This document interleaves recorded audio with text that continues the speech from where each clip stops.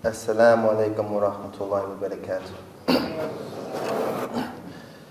إن الحمد لله نحمده ونستعينه ونستغفره ونعوذ بالله من شرور أنفسنا ومن سيئات أعمالنا من يهدي الله فلا مضل له ومن يضلل فلا هادي له وأشهد أن لا إله إلا الله وحده لا شريك له وأشهد أن محمدا عبده ورسوله صلى الله عليه وآله وسلم. My brothers and sisters in Islam, first and foremost, I want to thank the brothers that invited me here, because when we don't thank the people, we don't thank Allah. And inshallah ta'ala, I want to thank all the brothers and sisters who made it today. You know, by the qadr of Allah, we are here together as brothers and sisters in Islam. And inshallah ta'ala, when we walk out of here, hopefully we could be a benefit to each other. The reason why specifically I chose the topic, the wake-up call, is because many of you can identify with transcend in my life, being born and raised a Christian, born and raised in a Christian household, and living out my life thinking that, you know, very, very minimal about the hereafter. The lifestyle that I used to live, being born and raised in New York City, I was surrounded by drugs, I was surrounded by violence, I was surrounded by crime. This was a lifestyle that I endured by default. It wasn't my choice. By default. And today, some of the brothers and sisters today try to incorporate this lifestyle into an understanding that is so pure. And that purity and simplicity is Islam. And like I said, I spent a huge percentage of my life in darkness, doing for many years what I thought was right. But to become a Muslim and find out that I was spending 24 hours of my day consistently, every day, involving myself and indulging in all the major sins that are prohibited for the mu'min. 24 hours a day. And living in this lifestyle, you know, and living in New York City, I was always familiar with the Muslim, you know. Alhamdulillah, I come from a community, I come from a city that is very diverse. Like if you never had a passport and you lived in New York, I'm pretty sure you will meet every ethnicity around the world without ever having to leave the country. So I was very familiar with the diversity of the human being. And living in my community, I looked at all the Muslims as my brothers in the struggle. Because living in the inner city environment, we all endured a very common, you know, understanding, and that was surviving. So the Yemenis brothers who own most of the local grocery stores, I was very familiar with them. Alhamdulillah, the Pakistani brothers, they own most of the pharmacies. You know, the West African brothers, mashallah, tabarakallah, they had all the taxi and livery services. So this is the way we perceive it. Alhamdulillah, you had the Asian brothers, they had the Chinese restaurants and the laundromats. So this was my Jahil way of thinking, that everyone played just a significant role in the community. It didn't matter where they came from, what was their ethnicity, what was their background, what was their culture. I know in Harlem, we all had a significant role to play in our communities. And being that I was always exposed to the Muslim, it made Allah guide me and these brothers because they never exposed none of us to Islam. We spent most of our hours standing on the very corners in front of some of these grocery stores where the Muslim exists. We spent a lot of our time riding in the taxis that were driven by Muslims. We spent a lot of time getting sick and going to the pharmacy asking for medicine and never was called to Islam. And it took for me to leave America by way of the success that came from the music business and traveling the world to see the diversity of people and to see for the first time in my life the many places that the Muslim realm, subhanAllah. You can walk down one street in America and see 17 churches within a mile's radius. When I left America, I seen the same number of masjids or masajids I've seen things I've never seen before. I've seen buses pull over on highways in some countries and everyone get off the bus to make salah. I've seen people prostrate to Allah subhanahu wa ta'ala in places that I probably would have never even put my hands, let alone my head. And for the first time when I heard the adhan, it made me melt. Because I never heard anything that demanded a person's attention like the adhan. And wallahi, I spent hours and hours in the studio trying to conjure up methods to make people dance and make fools of themselves. But when I heard the adhan and the power and the attention that it demanded, I've never heard anything like it in my life. And basically traveling in the world with no dawah, no one spoke to me about Islam, no one called me to Islam, no one introduced me to Islam. I was around Muslims where I never was able to see that sound right there. SubhanAllah. I'm not even mad at you for your phone going on just now. MashaAllah. Yeah. SubhanAllah. And every time I reflect on these things, it just reminds me, it wakes me up as a reminder to myself. When I think about the bounties of Allah subhanahu wa ta'ala, when I think about the mercy of Allah subhanahu wa ta'ala, and the gratitude that increases every day I prostrate before Allah subhanahu wa ta'ala, I'm constantly reminded of what I was saved from. Constantly reminded of what could have actually happened to me if I would have died in that state. Believe me, I thought that death would be easy if I was high. If I was intoxicated, death would be easy.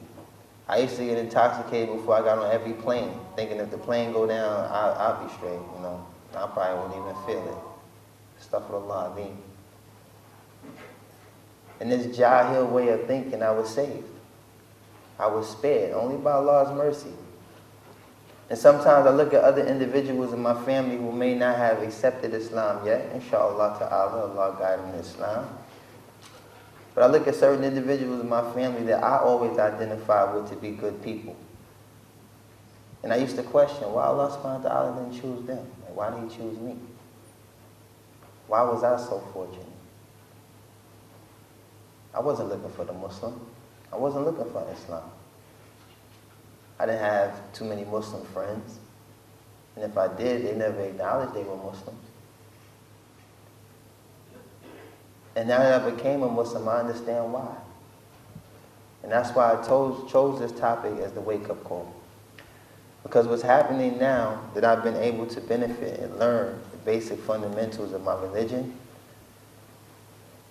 and the pride that comes with being a servant of Allah subhanahu wa ta'ala, I look at my brothers and sisters in Islam today and I question why. Better yet, how? How could you compromise your Islam? How could you compromise your Islam? Is it to make those who may not understand Islam feel comfortable? Is it because you struggle with your iman because of living in Western civilization? These questions go through my mind every day. And I know myself, I'm proud to be a Muslim. SubhanAllah, I go to the airport, I wear kameez, I wear jalabiyah, and I'm proud. I might just get to the airport a little bit earlier. I know the routine. But I'm not ready to compromise myself. I'm a Muslim. Alhamdulillah, I'm a Muslim. And the good mannerisms and characteristics of the Muslim is what intrigued me about Islam. I was able to see a different aspect of the Muslim. I was able to see different behavior patterns and customs of the Muslim that drew me closer to Islam. Unlike the examples I grew up around, Allahu Musta'an, may Allah guide these brothers. But the reality of it is, that was the dawah. That was the dawah. So while many young brothers and sisters was watching me on TV, parading around, glorifying this lifestyle, I was watching you. While you was watching me, believe it or not, I was watching you. And what I saw only by the fadl of Allah, only by the decree of Allah, what I saw was good. It's almost like Allah put a veil over all the shortcomings and deficiencies of the Muslim and just showed me the good.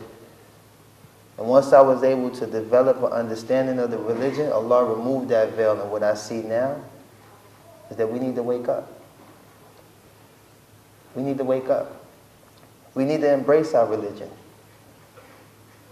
We need to embrace the fact that Allah subhanahu wa ta'ala chose us only by His mercy and gave us an opportunity to worship Him and Him alone and not associate any partners with Him. Only for the hope that one day, when that day comes, we may enter His Jannah and endure pleasure upon pleasure. I like to say the party that don't stop. You know, I've been to a lot of parties, trust me. There was times me and Puff, we would get off a plane, twice in one day in 2 different countries, partying. But I would always wake up the next day with a hangover and regret. But knowing that Allah subhanahu wa ta'ala, His promise is true. His promise is true. Who are we to doubt? Allah's promise. That if we worship Him and Him alone, that we fulfill our obligations and the rights that Allah have over us, that we will enter His Jannah. Just like Allah's promise was true when He said, you know, when you sacrifice for the sake of Allah, Allah will return it with better. I believe that. And wallahi, I walked away from everything. And it was the fairest trade. Because everything in life, everything in this dunya has an expiration date. Everything. You could take a bite out of apple right now, sit it on the table, go make wudu and come back, that apple will be brown. It won't be crunchy white anymore. Everything has an expiration date. So the reality of it is, we're trying to get to a place where nothing expires. And how do we get there? How are we preparing ourselves to get there? Because compromising our religion is not going to get us there. Removing ourselves from the circles of individuals who fear Allah is not going to get us there. This brotherhood that Allah has established, He's made y'all my brothers and sisters in Islam. I said, Ashhadu an la ilaha illallah, Muhammadan Rasulullah. Just like that, I have 1.5 billion brothers and sisters. And every time I give a talk, people ask me about the friends I left behind. SubhanAllah, I can count my friends, but I can't count as many brothers and sisters in Islam I have. If you ask me, is a fair trade, what's a couple of friends for 1.5 billion brothers and sisters? SubhanAllah. We have to start doing the math. I think sometimes we're negligent to that, especially with y'all being students. Math should be nothing to you. Do the math. This ummah is big. This ummah is growing. We have no marketing, no promotional vehicle. People come to Islam only by Allah's guidance. And alhamdulillah, most of y'all, by show of hands, how many here are born and raised Muslim? Don't be shy. Born and raised Muslim. I ain't saying born under the natural inclination of monotheism. I'm talking about born and raised Muslim. Alhamdulillah, one more time, by show of hands. There we go. Now you look like a roller coaster ride. That's what's up. Now, how many brothers and sisters here, such as myself, are reverts? Reverted to the religion of Islam. Now, how many here are my brothers and sisters from Adam? Meaning my non-Muslim brothers and sisters. Y'all are my brothers and sisters from Adam. Inshallah, one day you'll be my brother and my sisters from Islam. But the reality of it is that Islam is a protection. Islam is a protection. And I spent many years of my life running around naked when I thought I had protection. Whether it was a bodyguard, a gun, a knife, whatever I thought I had was going to protect me, I was actually naked the whole time. But for the mu'min, some of you who just raised your hands, born and raised Muslims, only by Allah's mercy, you came from the womb of a Muslim. So you've been protected before you even knew how to speak. Allah placed you in a safe place before you knew anything. You came from the womb of a Muslim. SubhanAllah. Your parents probably came from the womb of a Muslim. And so on and so on.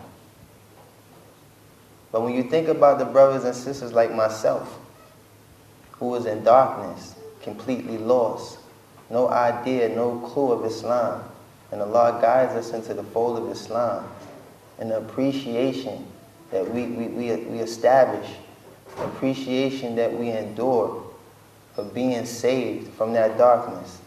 And I look at my brothers and sisters in Islam who were born and raised Muslims, and I say to myself sometimes, how? How could you compromise the safety that's been bestowed upon you since birth to put yourself in a position where we just left?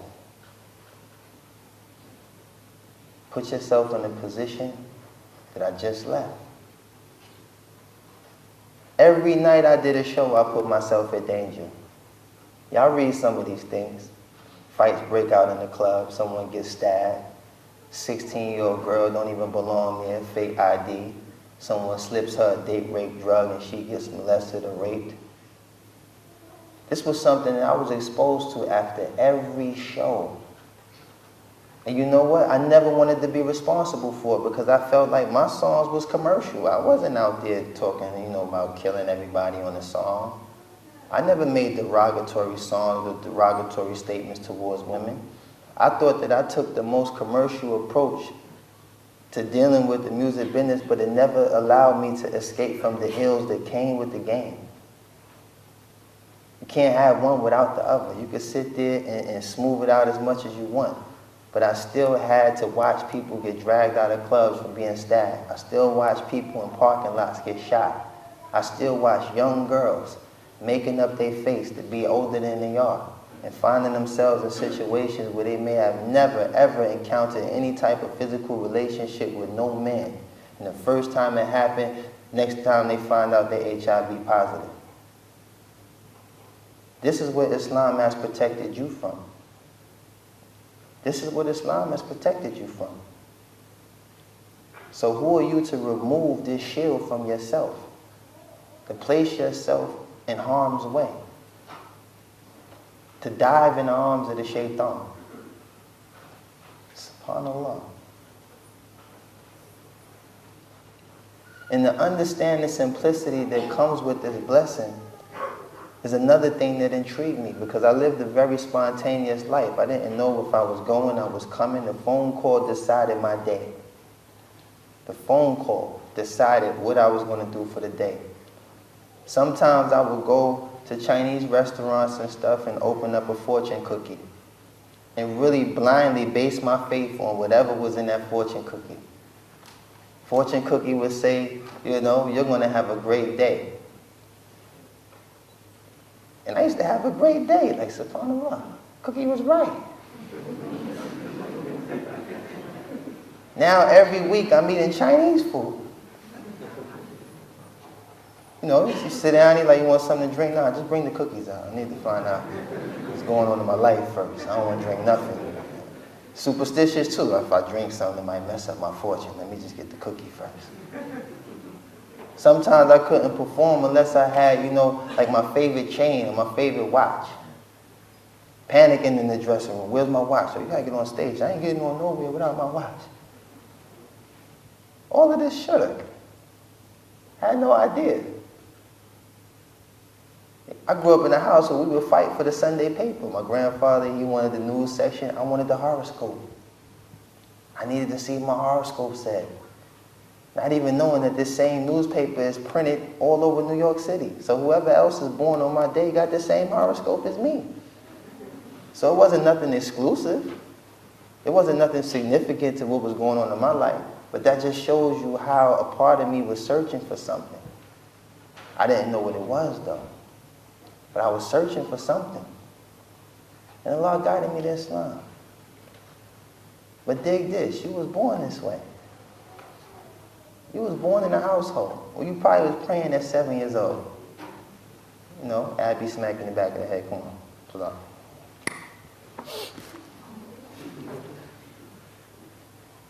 But after a while, you start doing it on your own, right?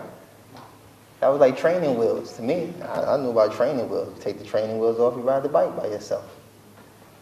You know? You learn how to recite Quran. You pray like your dad. You recite like your dad. You know, looking around the room, some of y'all might even look like your dad. And this is the beautiful thing, being born upon the truth. Now me, you know, growing up, you know, as a Christian,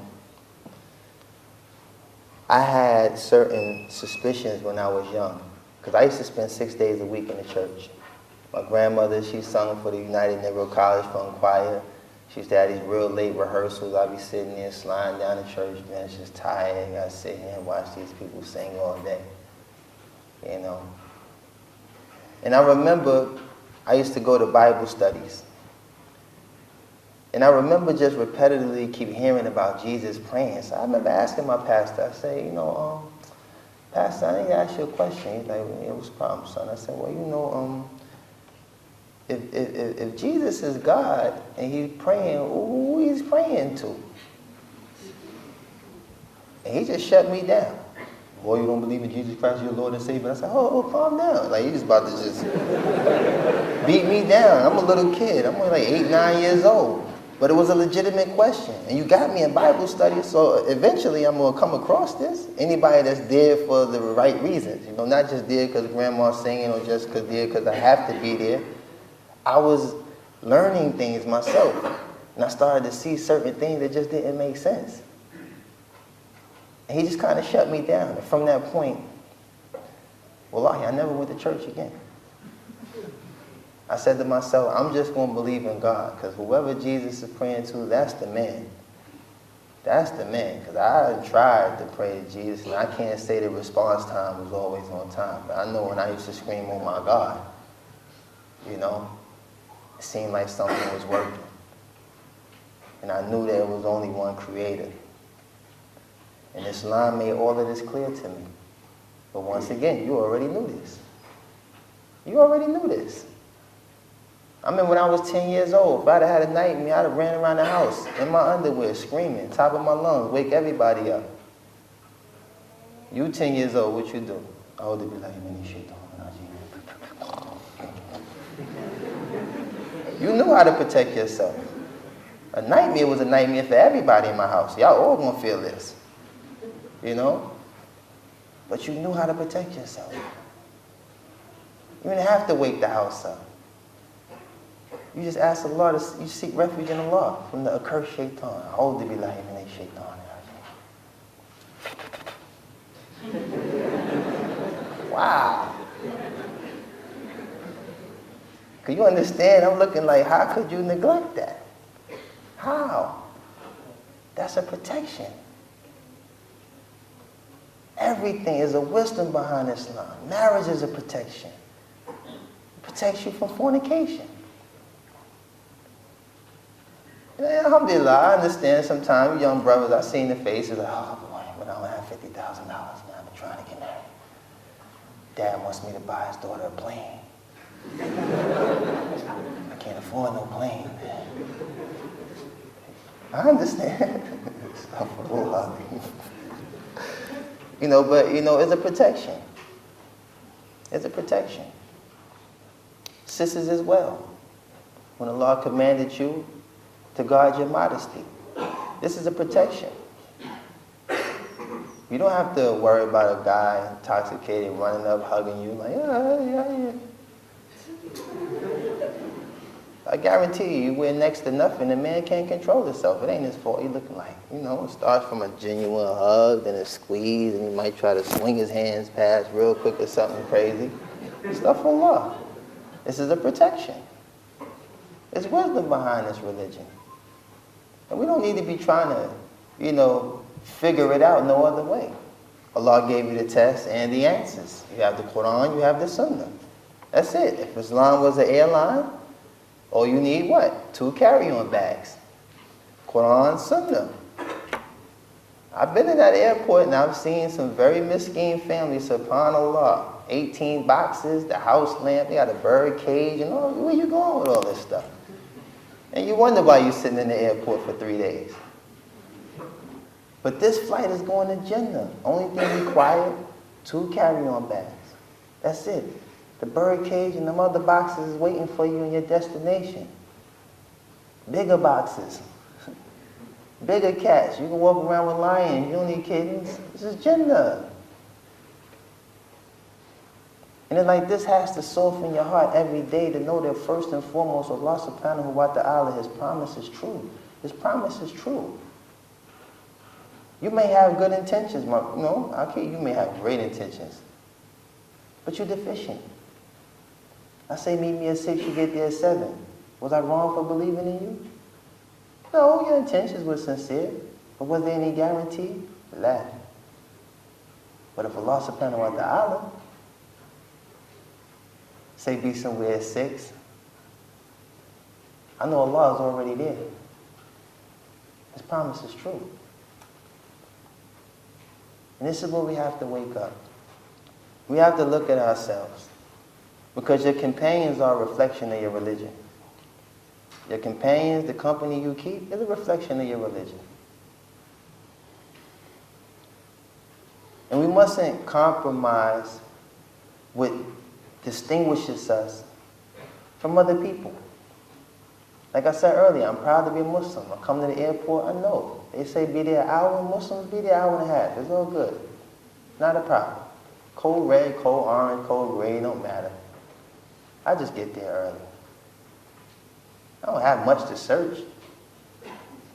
Got on the kameez, okay? Ain't much to search. Don't have a belt. Don't need to put that in the tray. You understand? I'm not going to tie my beard in a ponytail and tie it to my neck or something, throw on some skinny jeans just to make it through the metal detector. But once again, I'm paying for the flight, right? So if I'm going to pay $1,000 to fly, I'm going to fly the way I want to fly. You understand? I have that right. You have that right. And I say this not to say that you have to, implement these things. You do it to the best of your ability. Do it to the best of your ability. But what's wrong with being able to distinguish from my brother in Islam? I'll give you a scenario. If I was on the highway doing 70 miles per hour, which I call it kilometers, 120 would be like right for American speed, right? Well, 60, 70 miles per hour. I see a brother, subhanAllah, on the side of the highway, having car trouble. But he got on an Adidas suit. No beard, nothing. I just can't see at 60 miles per hour what's in his heart, right? I can't. I'm not judging him. I'm not critiquing him. But at 60 miles per hour, wallahi, I cannot see what's in that man's heart. So naturally and instinctively, I'll probably just keep driving.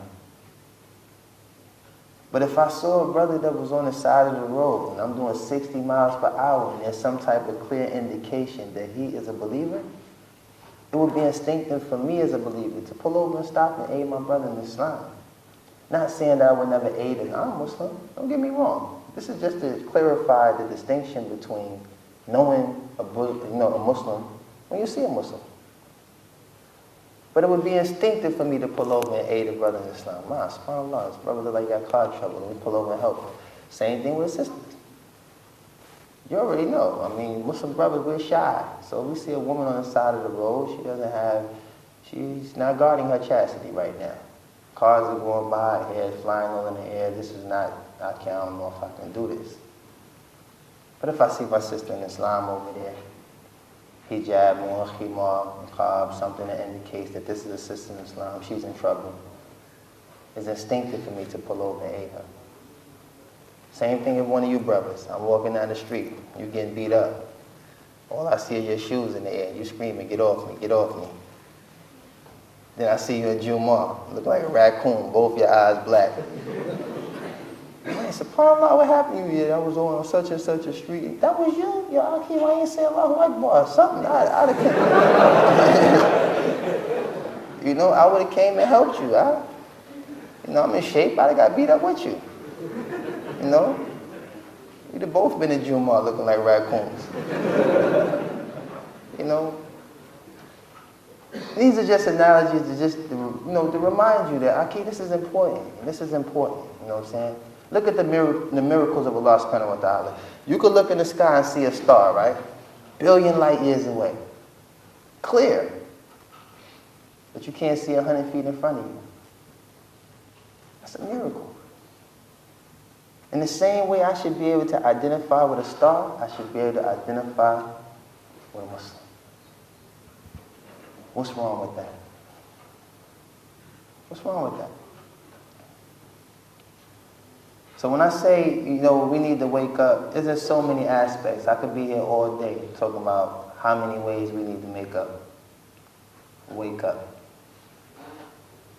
But the reality of it is, this is the icebreaker. This is the first talk. I don't want to come through just like sounding like I'm passing judgment or anything on my brothers and sisters in Islam. Because I love all of y'all for the sake of Allah. And it's just a reminder for myself first and foremost, and a reminder to you, just to know that, listen, I've done that stuff for you. Trust me. I've epitomized all of those sins, whether you want to believe it or not. My oldest daughter is on her second year in college. I've been a father since I was 16. I left my house at 15. Last grade I completed with the 8th. You understand? I have a criminal history that I don't only get reminded of when I'm coming through customs. I'm so Amir now, I forgot about Noon. It takes me coming through some type of like border patrol or something for them to be like, hey, what happened in 2004? What happened in 1990? What happened? Like, wow, forgot about that guy. I just been on the mirror right now. I didn't even know that guy still exists. But the thing is, I've been a product of that environment. I spent 24 hours a day of my life for years living that way. And I wasn't at peace. Doesn't matter how many hundreds of thousands of dollars I spent on cars and jewelry and things of this nature, it never made me happy inside. I used to have to live vicariously through people who didn't have. You understand? To me, it was a chain. It took somebody to say, oh, what kind of diamonds are those? Now I feel like, oh yeah, or these right here is canary, these ones right here. Now I feel like I have something on my neck. And wallahi, many rich people are like this. Many of them. Worth $50 million, $100 million. You go to their house, they got a boat sitting there with seaweed, all kinds of stuff on the side of it. Boat ain't moved in 3 years. But soon as one of us come in, a layman, they ain't getting no money, we see it and be like, oh, you got a boat. Oh, you never seen a boat? Oh, subhanAllah. Like, yo, listen, you gotta get your friends. We're gonna go out there. We're gonna take the boat out. We're gonna fishing. We're gonna skinny. Now he wants to live all over again. But the boat was just sitting there for 3 years. He's unhappy. Boat sitting there look just as unhappy as him. Pool looking unhappy, leaves all. He's just unhappy. This is a gloomy place until someone comes in and then he wants to extract the benefit from it. Now he wants to call the pool cleaner. Now he wants to get someone to scrub the boat. Now he wants to invite all your friends and all y'all can dive off the side of the boat. I don't care if you ever come back up for air or whatever. I just want to live vicariously through you. This is what rich people do. This is their lives. But when you see the glorification of it on TV, you say to yourself, I want a piece of that. I need that. I gotta try that. That car looks fast. There's too many stop signs in Brisbane. You ain't gonna be able to really open up no Ferrari.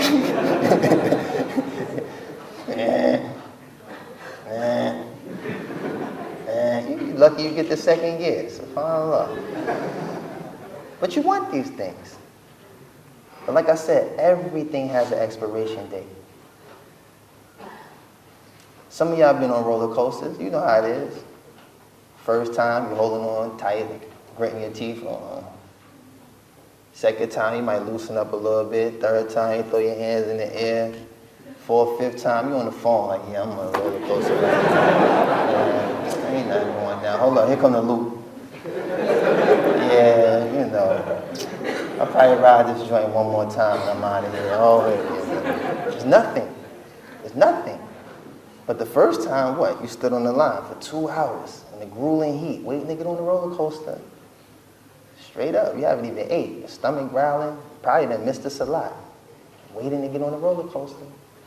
But after a while, you realize it wasn't worth missing Salah. It wasn't worth putting off a meal. It wasn't worth those things. You understand what I'm getting? And that's how it affected me. That's how it started to affect me. I started to realize, listen, this is just a car. Probably the guy in the Fiat, he's going to get to his destination before me. You know? The chain, people are only talking to the chain. They don't even talk to me. I had people used to run up on me like, yo, I heard. They just grab your arm like, yo, I heard you.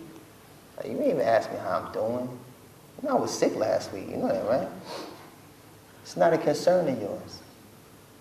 You're more interested in how I'm upgrading in this so-called value of, you know, but you don't even care about me. And that's when I started to have my detachment with people. And that's why I told you it was a fair trade to let that go, to have brothers, to have sisters. It's better for me. My brothers and sisters in Islam, they want good for me. I want good for them. You understand? I see my brother in Islam doing something wrong, I'm going to advise him. I'm going to pull him to the side, I'm going to advise him. I'm not going to make a spectacle out of him. I'm going to pull him to the side, and I'm going to advise him, Akeem, you could be nullifying your good deeds. What you're doing right now, you're destroying your good deeds. Like, you don't want to do that. We don't want to stand before Allah Ta'ala, all of our good deeds being destroyed, even though our intentions are sincere. Nah, we don't want to do that.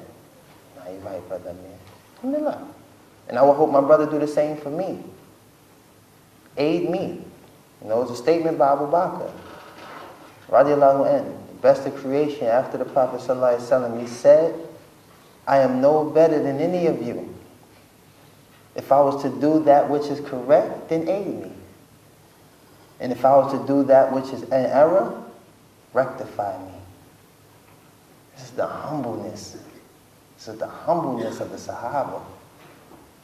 And that's why it's incumbent upon all of us to follow their way. Follow the Prophet ﷺ. Follow the Sahaba. These are men of virtue. These are my heroes.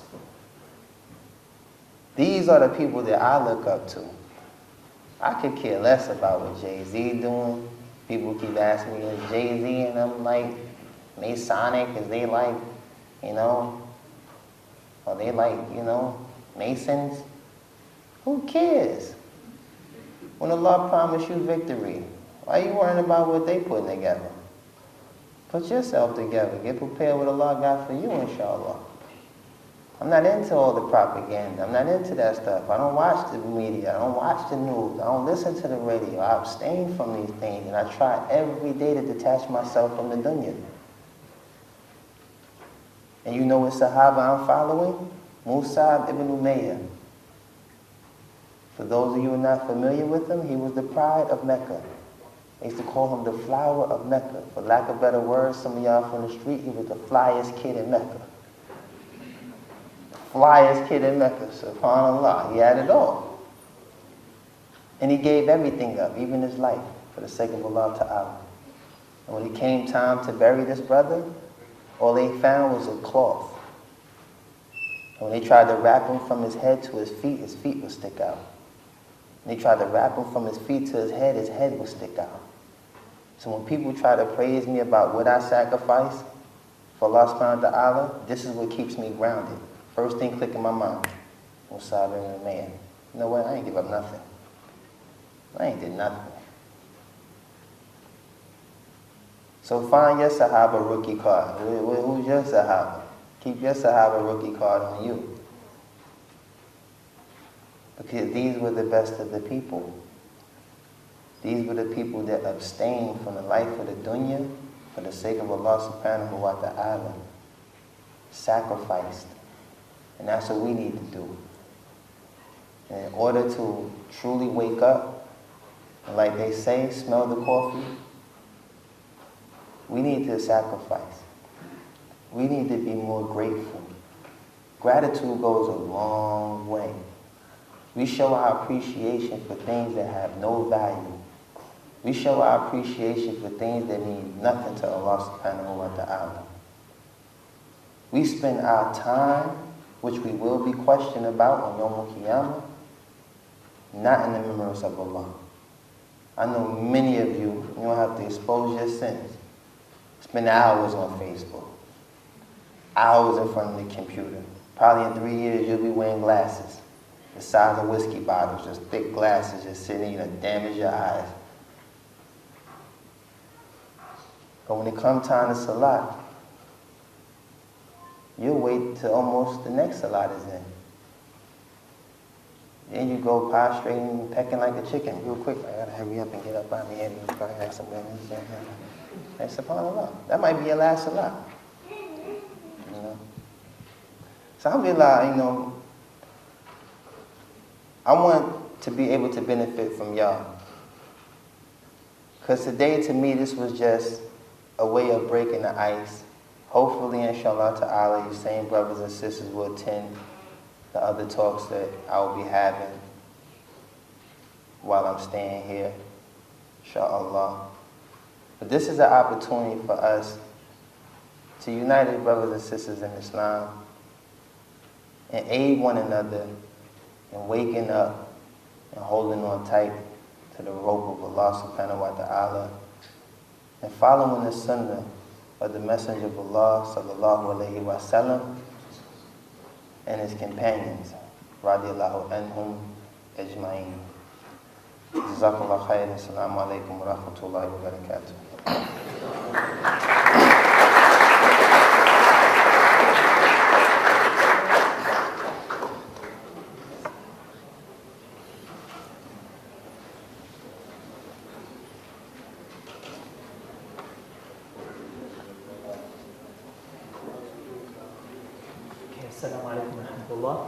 While we're waiting for Brother Ismail to bring up something, mashallah, one of the things that I benefited more than, other things in this talk was about having your sahabi, your companion of the Prophet ﷺ, who is your inspiration. As the brother mentioned, as Loon mentioned, Brother Amir mentioned, there was a sahabi in Medina called Mus'ab ibn Umair radiallahu anhu, and subhanAllah, what an inspiration he would have been. Because as you know, Mus'ab ibn Umair radiallahu anhu, he was very wealthy, he had a lot of the pleasures of the dunya. And then came the wake-up call, and then he became a Muslim. Although he may have left the dunya and many things of the dunya, but he had so much happiness that he found in Islam. And we hope, inshallah, and pray, that is what Allah is giving to Brother Amir in this life and eternally in the hereafter as well. Now, inshallah, we'll have the question and answer time. As we just heard before, for question and answers, it would be good, Brother Amir would prefer if you could write the questions down, especially the sisters, if you could write the questions down and pass them over. The brothers can ask, I would rather the sisters. So if the sisters could write the questions and pass them down, and the brothers, you could put your hand up, or if you didn't want to, you could write whatever you like. These are some of the other talks that are coming up. This is the talk that's there today. As you can see, the wake-up call. Tomorrow night at the Greek Club in South Brisbane. It's, mashallah, a very nice venue. And over there will be the second talk, which is Pursuit of Happiness.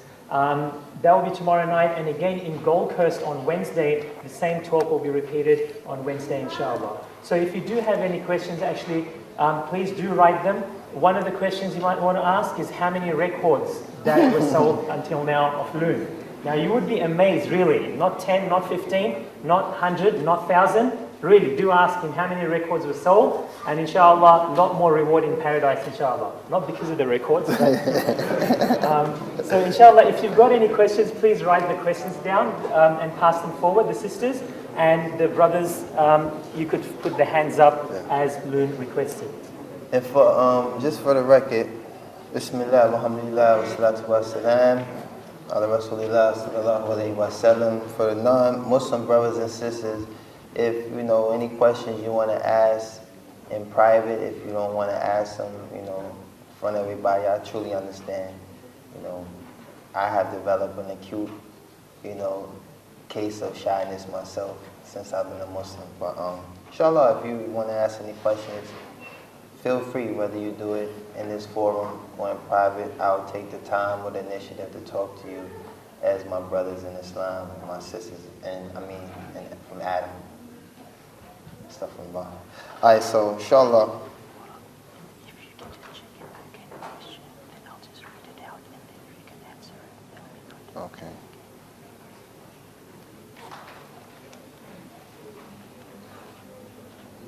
Do you want a couple of minutes to just go through the No, that's good. That's cool. Okay, the first of the questions that we've got is, how did you first know about Islam? Are you planning to attract more US rappers to Islam? So how did you first know about Islam, and are you planning to attract other rap singers to Islam? Bismillah, alhamdulillah. Like I mentioned earlier, I discovered Islam by the guidance of Allah subhanahu wa ta'ala. Like I said, I wasn't looking for Islam, I wasn't looking for the Muslim, I wasn't hanging with the Muslim.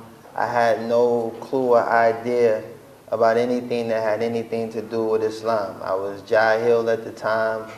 Astaghfirullah, I used to think that a Muslim was like an Arab dude on a camel with a hook knife and a gold tooth, like smoking a cigarette or something.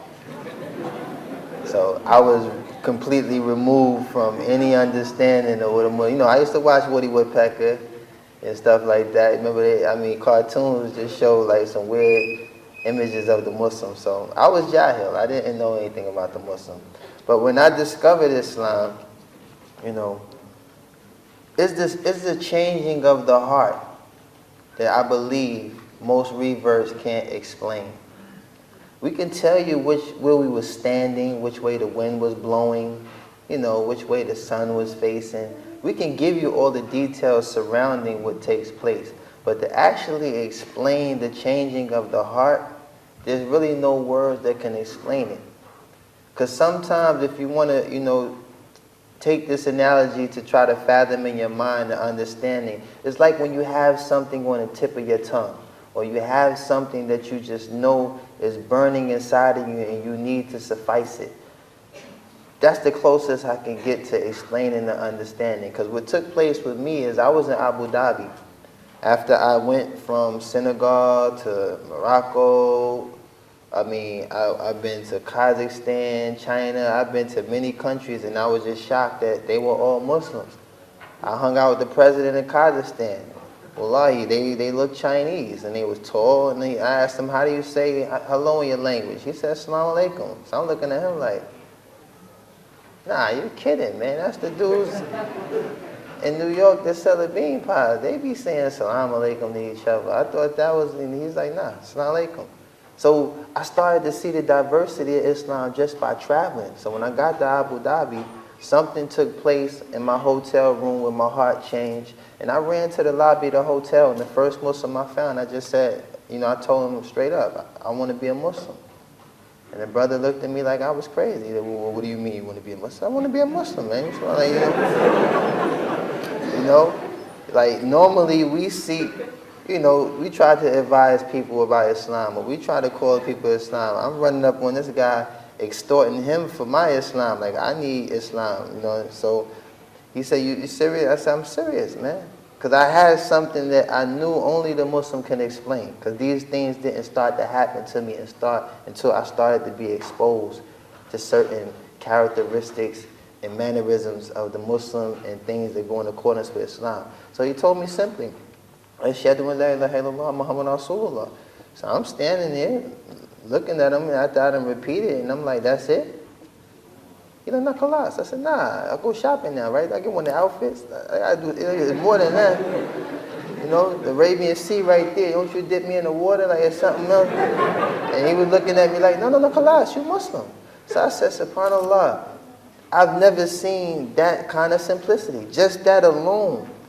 Just that alone just took me for a ride. I said, I've never seen anything that simple. Money never came that simple. Business deals, nothing really just came that simple. So that's just a brief, example of what took place when the hearts change. Even some of you brothers that make Umrah and Hajj, you can't explain it. You know, you've been aiming your body toward the Kaaba for years. You finally get there. You're standing in front of the very place that you've been directing your salah. If you can explain that, then I'll probably be questionable to me. I'll be like, you can actually explain that in detail? SubhanAllah, I couldn't. It took for me to be shaving my head, and I just started bawling. Because I was just in a state of suspense the whole time I made Umrah. Until that clipper went across my head and shaved my hair, and I'm watching my hair roll down, and I'm like, I really did it. You know. So alhamdulillah, that's how I found Islam, inshallah. Okay, no problem. Alhamdulillah, the Muslims now, instead of just golden teeth, we all wear braces just like everybody. Still metal. Okay. What's your secret to firmly walking away from all the dunya you've had? There's really no secret. It's called obedience. You know, I spent most of my life not wanting to listen to nobody. I hated police. I hated listening to, I was hard-headed. I don't want to listen to nobody. And that's why I found myself incarcerated, found myself hurting people, things of that nature, because I never wanted to listen. So to know that I have an opportunity at this age to now be obedient and receive the reward for being obedient, this is how, you know, I stay firm. And plus I keep myself around people that fear Allah. Keep myself around people that love Allah. Because y'all all do this around test time, all of y'all in university, y'all go get the square kid and hang out with him when it's time to do tests. You don't say nothing to him through the whole school year. Sisters, you too. You don't say nothing to her through the whole school year. As soon as it's test time, she get to come to your house and have tea and meet your family and a brother too. Oh, come to my house. You know, hey, father, have a shot. Oh, hey, it's my dad. It's So, yo, you were studying science, right? Like, you know, you try to game him for... you cheating too, yo? and he in what grade he in? You already know. SubhanAllah. But yeah, this is, you know, this is how you stay firm. Like I said, you know, it's incumbent upon us to aid one another.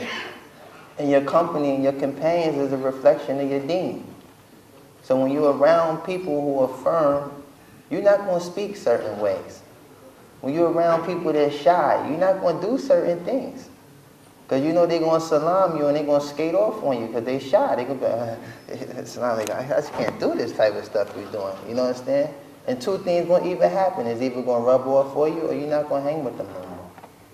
So just try to surround yourself by people who have taqwa, people who feel Allah, people that love Allah, people that know Allah is listening and watching. Some of us really think that, you know, it's like some blind spots out there that you could just stand and like the camera don't see you or something. You know, there's no blind spots. Allah sees everything. Allah hears everything. So any individual that you hang with that knows that, this would be a suitable companion for you. And Allah knows best. Yes. The next question says, do you ever miss your old lifestyle?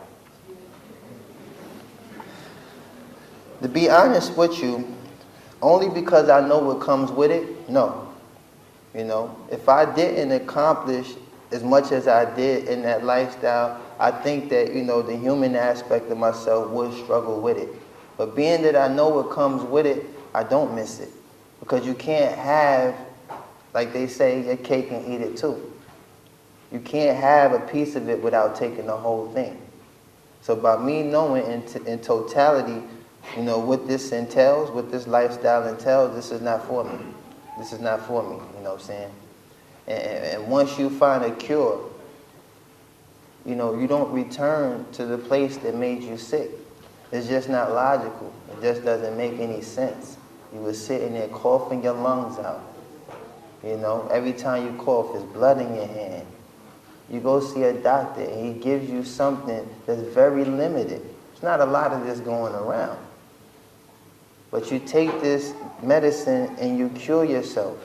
Do you go out there and take the risk of getting sick again and knowing that this medicine may not be available the next time?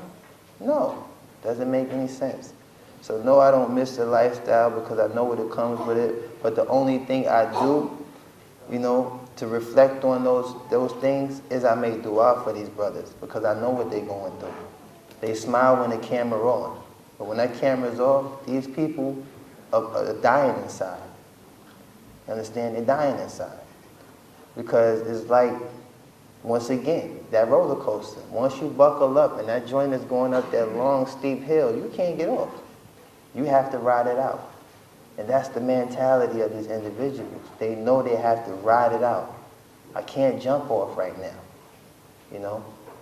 But by Allah's mercy, I was able to get off. As soon as they loosen up the buckles, and I'll never, by Allah's permission, inshallah ta'ala, may Allah keep us all firm, I'll never return to that, inshallah. And this question says, what's the ultimate thing that made you accept Islam? What's the ultimate thing? What's the main thing that made you accept Islam? And what can you say to non-Muslims to invite them to Islam? The ultimate thing is, once again, simplicity. As children, like the brother here, his son, alhamdulillah, mashallah, handsome brother, you know, if something happens to you as a child, you fall, bump your head is bleeding, you'll run past 7 people that can help you just to get to your mama. Remember those days? Head bleeding. One guy got gauze, the other guy got peroxide. You run straight past him because all you want is Ummi. I just want my Ummi. And he's like, I can help you. Chill, get off me. I just want my Ummi. But as adults, we need that one source that we could run to. We need the one source that we could run to. And this is Allah Azza wa Jal. And monotheism is the foundation of his religion. Monotheism was the religion of Moses. Monotheism was the religion of Jesus. Monotheism was the religion of Noah. They worship one God and one God alone. And this is the wisdom behind Allah's religion, is because he's perfect in it. This would never change due to a man. This would never change, due to anything. Only Allah's decree. And if he decreed us to worship him and him alone, this does not change because of anyone, any individual. You understand? So I guess my advice to the non-Muslims is to search. Because even in Christianity, I'll give you some pointers. Monotheism is established. It's established in the Bible. This is what made me reject it when I told you and I was in my Bible studies. First commandment, thou shalt not place no other God before me. First pillar of Islam, la ilaha illallah. That's Tawheed. There's also a verse in Isaiah that sounds very similar to Surah Ikhlas. In Isaiah, which is before Jesus came, is in the Torah, he says, you may know me and know that I am he. Before me, no God was formed, nor shall there be any after me. For I am the Lord, and besides me, there is no Savior. SubhanAllah. Every Muslim here knows Surah Ikhlas. Say, he is Allah. He is the one, right? He's the self-sufficient. He wasn't begotten, nor did he begotten any. And there's nothing nothing comparable. There's nothing comparable to him.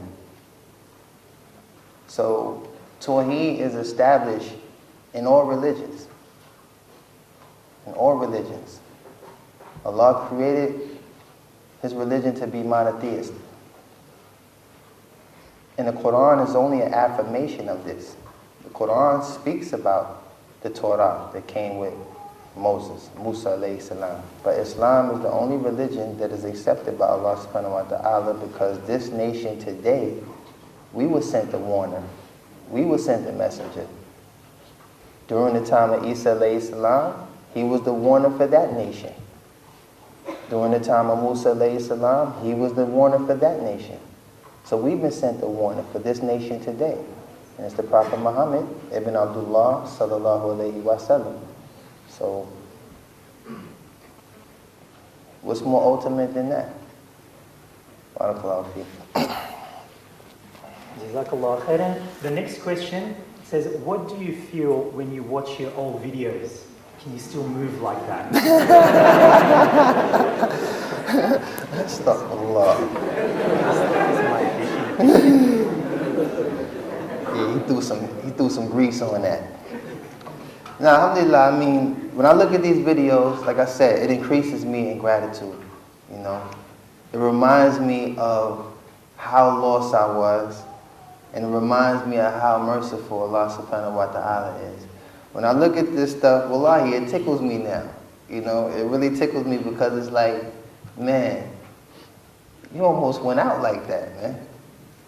You almost went out like that. Could you imagine?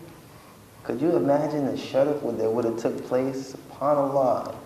If Loon would have died like that, he probably would have buried me with a jumpsuit on and a cross on my neck and had a bunch of people, you know, stuff a lot of name on keep. Wash and shroud me, man. And, you know, come on, SubhanAllah. But when I look at this stuff, like I said, it only makes me reflect on the mercy that's been bestowed upon me. And anytime any of us come, you know, into grips with any reminder that reminds you of the bounties of Allah subhanahu wa ta'ala, do not ignore it. Reflect on it, ponder on it, and remind yourself of the mercy of Allah subhanahu wa ta'ala. Because when I look at this stuff, that's all it does for me. Like, that guy was gone. He was out of here. SubhanAllah, when I look at some of this stuff, I actually know that I might have been intoxicated at the time. Wallahi. You know, so hopefully that benefits you, inshallah. Okay, Jazakallah khair. The next question says, young Muslims who acknowledge their identity as Muslims, in light of the negative image of Islam at the moment in the media, how can young Muslims stand up and be proud of their identity? The identity of the Muslim is the identity of the Prophet Muhammad sallallahu alaihi wasallam. The identity of the Muslimah is the identity of the mother of the believers. This is your identity. All you have to do is implement what they came with. That's how you stand up. There's no physical rebellious act that needs to take place. You understand? For us as Muslims to dominate so much of the world's population, and when you start breaking the ratio down from 1.5 billion to how many practice, maybe 100 million, to how many on the Sunnah, how many, you break it down, you'll see what the problem is. It's self-inflicted. Like the Prophet ﷺ said, the Muslim will continue to be humiliated until we return to our religion. So that's how you stand up. Return to your religion. Some of y'all seen the movie Rocky.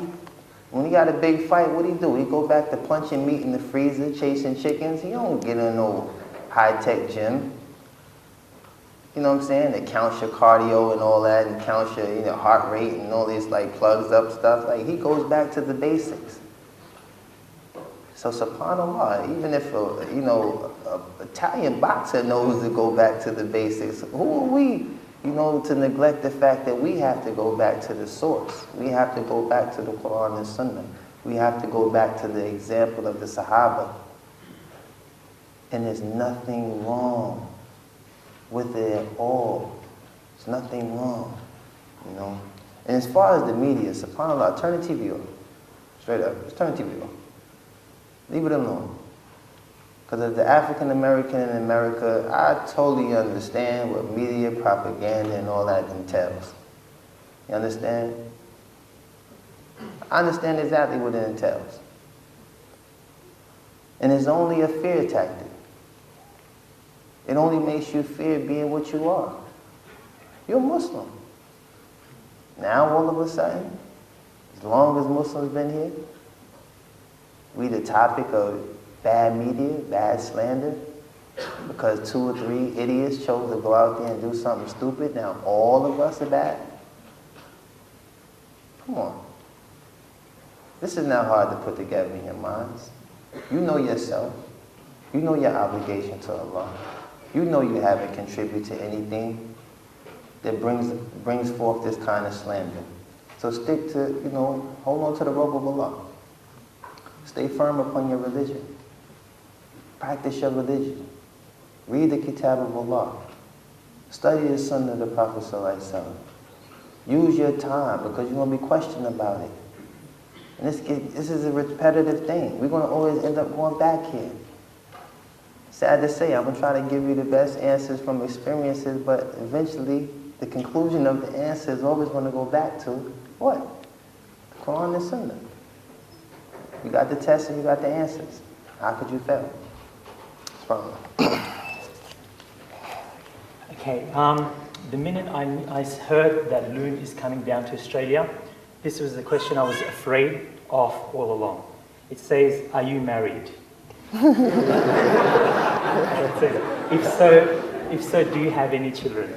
And something related to family, who of your family members became Muslim, and was your daughter part of those who embraced Islam? See, normally, this is the paper that ends up on the side of the panel. This is the one that I act like I didn't see. Well, no, I've been married for 15 years.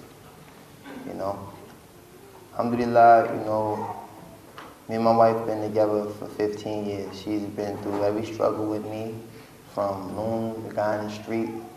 Because I was Loon since I was 13. That name ain't come with the record. Like, I was Loon. I was Looney. Majnoon for some of y'all, you know. I wasn't rap right. I didn't have an intimidating voice or intimidating presence, so I had to go the extra mile to get people's attention, if you know what I mean. But she stuck through a lot of things with me, and when I accepted Islam, she accepted Islam maybe 2 months after me. And yes, I do have children. You know, I've had 2 children prior to my relationship with my wife. One is be 19 next month. She's in her 2nd year college. I have another daughter that be 17 at the top of the year. She's in high school. And my son, he's 14. I have a 7-year-old daughter, and I just had a newborn daughter, my firstborn Muslim. Her name is Nasiha. And alhamdulillah. Jazakallah khairan. Now, as far as family members, yes, my grandfather, he's 88 years old. He accepted Islam. You know, my son, he accepted Islam. My wife accepted Islam. I have many friends who are not televised who accepted Islam. And by Allah's decree, many of these talks that I've given, many you know, non-Muslims have approached me with curiosity about Islam, and you know, by Allah's permission, they've accepted Islam. So many, to be honest with you, I never give these talks with the intention of, you know, getting shahadas. You understand? Because as Muslims, we know this, and I'm going to share this with the non-Muslims as well. We don't make Muslims. You understand? Allah makes Muslims. We're not evangelists. You understand? We're not missionaries. We don't do these type of things. All we do to avoid it being a hujjah against us on Yom Qiyamah is we standing in the presence of a non-Muslim. It is obligatory for us to call you to Islam.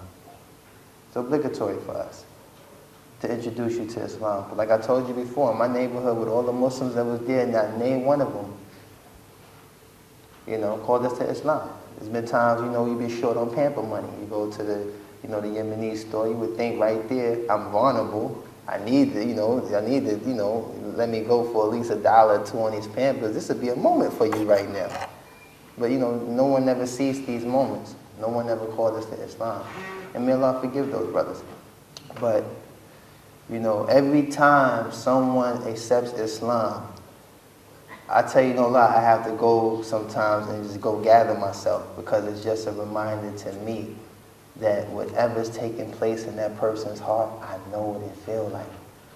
I know what it feels like. When a person gets over, you know, the curiosity and the suspicions, or the whispers from the shaitan. Or sometimes when you're standing there watching this person debating, you're hearing, you know, you're seeing Allah guiding them, you're seeing the shaitan. It's almost like a bidding war going on right in their minds, and their heart is changing right in front of you. And only by Allah's permission that war is won, and that person turns around and accepts Islam. And all you can do at that point is know that this is the best person in the room right now. Because the person that accepts Islam, Allah forgives you for all of your past deeds and turn all of those bad deeds into good deeds. So can you imagine my grandfather, 88 years old?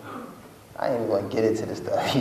SubhanAllah. He's a good man. You know, he served the army for 30 years. He was the first black captain. And he did a lot of things, you know. He's a war hero.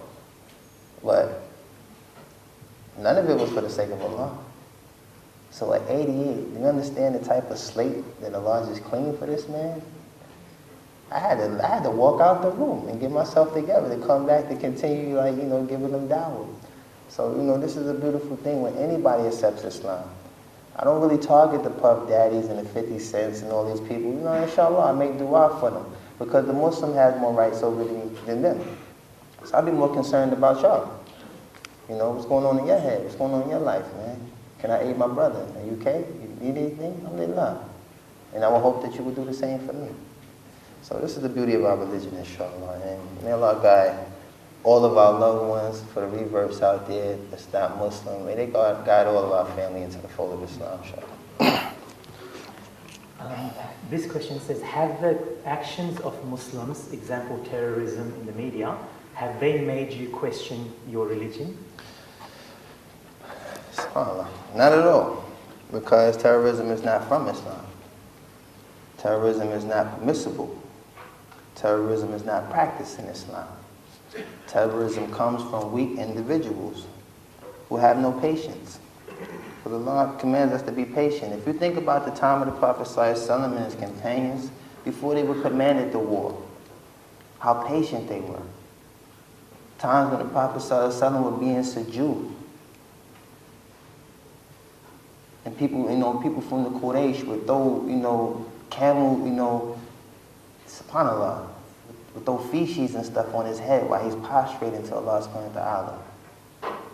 And when you think of these things, many of us would just jump up, throwing punches. Some of us would just run to the car, pop the trunk. We would go crazy. You throw doodle on me while I'm praying to my Lord? But the patience, the virtue of the Prophet ﷺ and his companions, it just reminds you of how we need to be the same way. We need to be patient. We need to practice our religion. Because I haven't been to a secular country or a non-Muslim country yet that says you can't pray. I've never been to a country yet that says this is one of the laws, their constitutional laws, that you can't pray here. No one says that in Australia. There's no law, there's nothing legislated that says you can't pray. You can't be a Muslim here. So if no one is, you know, being oppressed, if no one is stopping you from worshiping Allah, then why do we busy ourselves worrying about, you know, acting out of emotion and not acting out of, you know, looking for the pleasure of Allah? Many of you know the hadith of Ali radiallahu anh when he was on the battlefield. And the man, you know, he struck a man and he fell, and Ali was standing over him ready to butcher him alive. And the man spit in his face. And what did Ali do? He spared his life. Why? Because at that very moment, he wasn't going to kill him for the sake of Allah. By him spitting in his face, it changed his whole intention. He was going to do it out of anger. He was going to do it out of frustration. But he stopped himself. Because at that time, when that war was a commandment for the Sahaba to carry out, he couldn't carry out that particular moment because it wasn't for the sake of Allah. So we have to be patient, first and foremost, with ourselves. Then we have to be patient with others. And we definitely don't need to busy ourselves with these individuals who cannot control themselves and allow their emotions to steer the car. You understand? So may Allah free us from this and make us from those, you know, who He is pleased with, inshallah. This one is about social life. It says, how do you balance social life keeping in mind the teachings of Islam? So maybe they're talking about, I guess, the social life that other people are used to. How would you manage your social life keeping the teachings in Islam? Okay. This question is really based on how you determine social life. Because I don't know if you look at social life as in comparisons to how the non-Muslims socialize. And this is where we kind of go astray. This is where I kind of see things, where we're removing ourselves from the teachings of Islam. You may see individuals have a certain type of social gathering or social platform for socializing. So now we need to have an Islamic one. You know what? They have UFC. Why don't we have MFC? Muslim Federation Incorporated. You know what I understand? What I'm trying to say is like, this is where the discord comes from, the obedience of the Muslim and staying steadfast upon our deen, is when we start to try to duplicate the social lives of those who are not Muslims. And may Allah guide them. Because these social things, if you ever looked at these MTV shows, busted. You look at these MTV shows, right? Real World and all this type of stuff. They put 5 strangers in the room. 5 strangers in the room. And it's balanced out between, men and women. You have the one girl, she's so Hasidity, I don't do all that. By the end of the show, everyone done had physical relations with each other. It's just ridiculous. This is what social environments do. They breed fitna. They breed sin. What is a social environment for the Muslim? Sitting in a circle, together with your brothers and sisters, reading the Quran. Sitting in a circle, reflecting on, the times of the Prophet ﷺ and the companions. This is a healthy social environment. Who says we can't do it over a hot plate of food? There's nothing wrong with that. Who say that we can't be in a park somewhere where, we have open space to just let our hair down, for lack of better words? This is healthy for us. But astaghfirullah, when cats is I live in Egypt.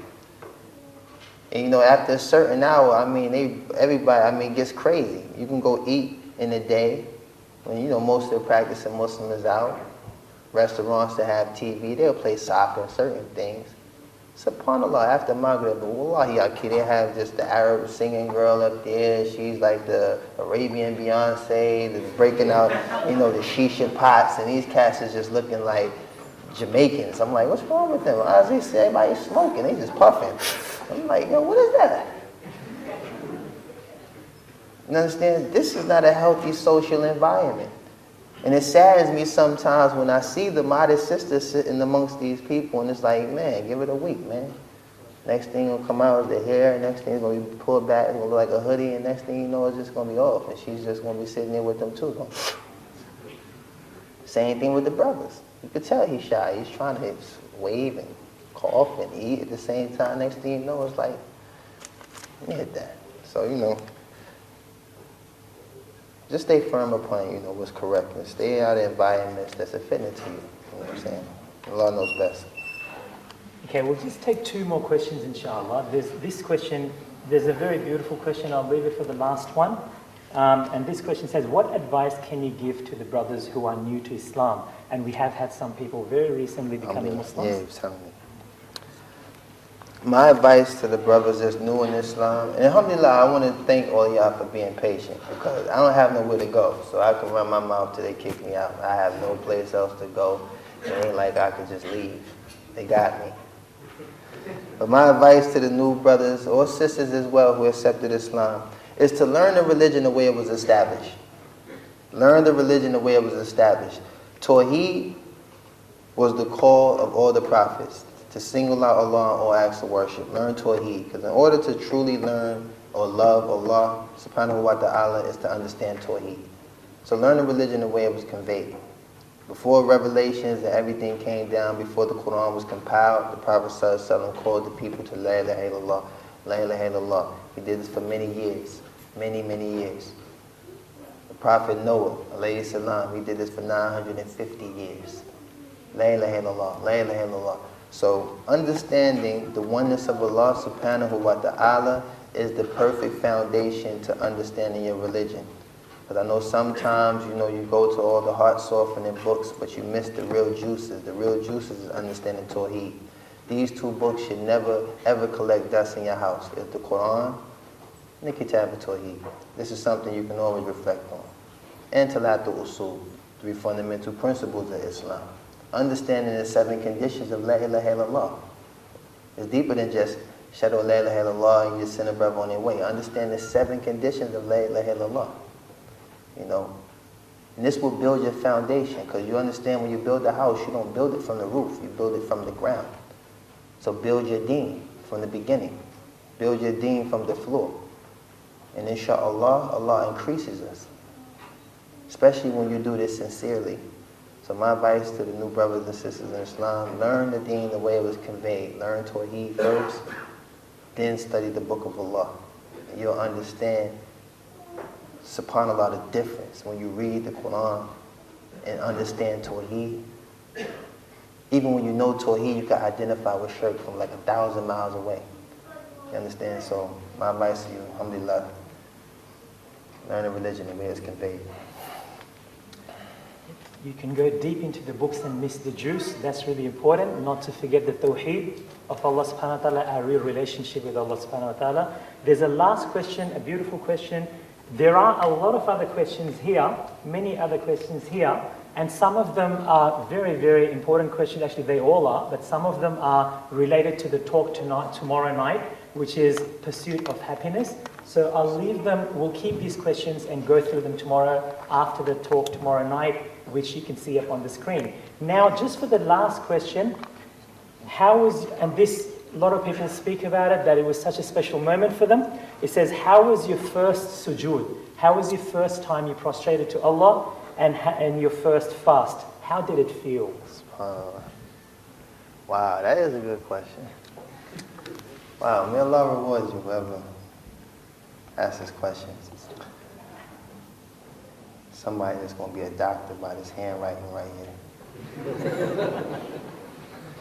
Now, alhamdulillah, I remember the first time I prayed. And it's funny because I was very shy about getting it wrong. So when I was advised that whatever I knew was sufficient. So I remember the first time, all I knew was Bismillah ar-Rahman ar-Rahim, Alhamdulillah Rabbil Alameen, Allahu Akbar. That was it. So when I finished the prayer, I remember walking from the room I used to pray in my house and walking to my bedroom. And I remember grabbing the remote control and turning the TV on. Then I just started crying profusely. It was one of those, I didn't even see it coming. I didn't feel no tears coming. I didn't even feel, it was just like something just overwhelmed me. And that's when I knew at that moment that, I had actually, spoke to Allah. I actually prayed. Like for real, Not the, oh my God, help me when you shot, Not the, oh my God, I'll never drink again if you just get me through this one. I did these things. This was a real salah. This was a real prayer. And I felt the connection with Allah even when I couldn't identify with it right away. But I cried. And ever since then, I took the salah extremely serious. So I guess leaving on this note, I want to leave this as a message to all my brothers and sisters in Islam. The salah is serious. It is serious. This is purification. And there's no rush. Take your time and pray. You understand? Take your time and pray. When I see people rushing through the salat, subhanAllah, it bothers me. Because it's like, what if this is your last salat? What if this is the last one? Sometimes people go into ruku and it's like, did you even recite Surah Fatiha? Like, what did you just say? Take your time and pray. Make sure in every, position that you allow your body to rest in that position before you go into the next position. From the takbir. Take your time. Say the dua before you start the prayer. When you go into ruku', straighten out your back. Take your time. When you come out of ruku', back into the takbir. Take your time.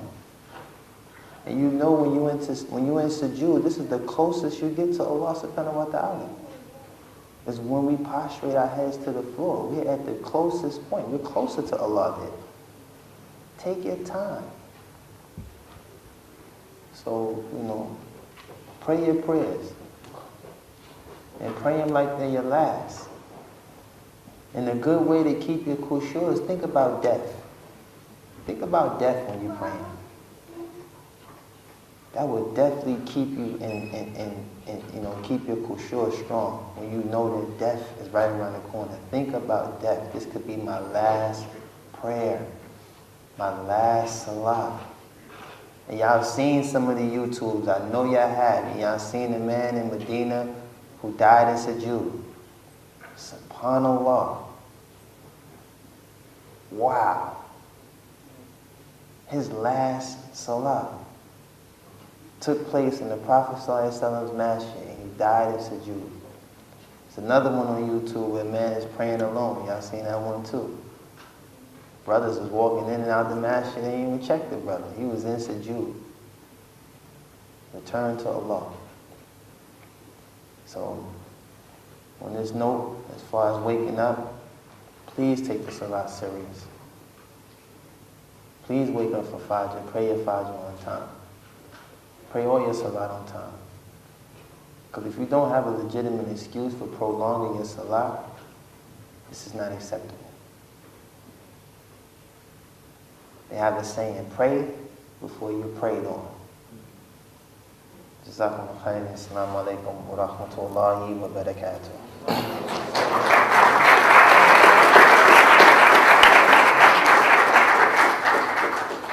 Jazakallah khair to Brother Amir, to Loon.